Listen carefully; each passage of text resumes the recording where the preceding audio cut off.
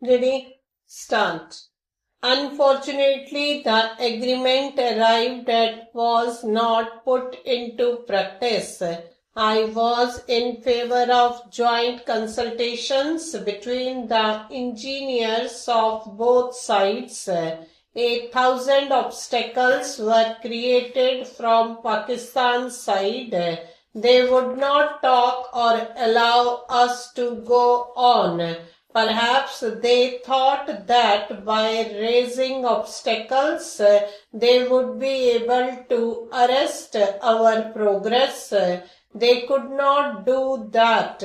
Now suddenly we are told that the 1948 agreement was useless and that it was secured under duress. As I told you, so it so happened that I was also present at those talks and can give personal testimony. The present Governor General of Pakistan was also present there as one of the signatories. I cannot understand how I or anybody else could coerce him into appending his signature. It is very undignified for countries to argue like small lawyers. Big countries do big things with big minds, whether it is peace or war. It is not in my nature to indulge in legal quibbling. I gave up law 40 years back. Spokesman of Pakistan said that they had denounced the 1948 agreement. An agreement between two parties cannot be cancelled by unilateral action, and so the dispute went on. Some people of the World Bank came here from America and talked with us and with Pakistan.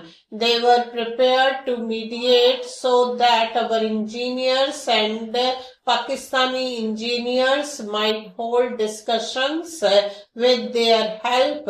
This was what we had been saying from the very beginning, that our engineers and theirs should hold joint consultations because there was sufficient water for all. So we accepted the World Bank's proposal and said that we were ready if they could make them agree to joint consultations between the engineers. They told us that as long as the talks went on, we should not reduce the supply of water to Pakistan from this side. Please remember that the 1948 agreement with Pakistan, which I just mentioned, laid down that India had a right to reduce the supply of water, but this was to be done gradually so that Pakistan might get time. Sufficient time was given and years passed. We had thus a right to reduce the supply of water. Still, we agreed to the World Bank's suggestion not to reduce the supply as long as the talks went on. It was not envisaged at that time that this arrangement was meant for all times. We thought that the talks would go on for 5 or 6 months and would come to some conclusion. We hoped that the result would be helpful, so taking everything into consideration, we accepted the suggestion for the duration of about 6 months. Those 6 months lengthened into a year and now to 2.5 years. It is a strange situation. Talks which are held with Pakistan go on lengthening so much that there does not seem to be any end to them. I get sick of this. I want a decision this way or that.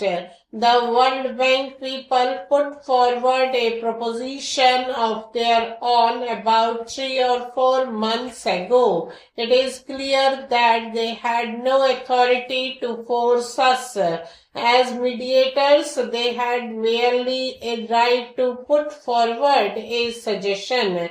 It was for us to accept or reject it. They put forward a suggestion when they thought that our direct talks were not going to yield any result. Their scheme more or less provided for a division of the rivers of the Punjab. Pakistan was to take the waters of some rivers and we were to take the waters of some other rivers.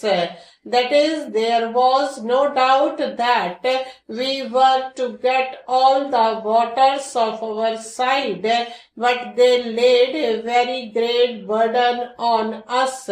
We were asked to give financial aid to Pakistan so that she might construct new canals from other rivers to get more water. They did not clearly specify the amount, but they indicated a very large sum. It was a heavy burden on us, but we considered and consulted the Punjab government and thought that if the matter was being settled once for all and our welfare as well as the welfare of Pakistan lay in it, then we should accept the payment of the heavy price demanded from us. So we wrote to the World Bank within a few days that we accepted the basic principle put forward by them, and though it imposed a very heavy burden on us, we were prepared to pay this price so that the matter might be settled peacefully and we could go on with our work in our country in peace. We said Pakistan would also benefit thereby. We thus accepted the proposal within a few days, but Pakistan did not give any reply, though weeks and months passed.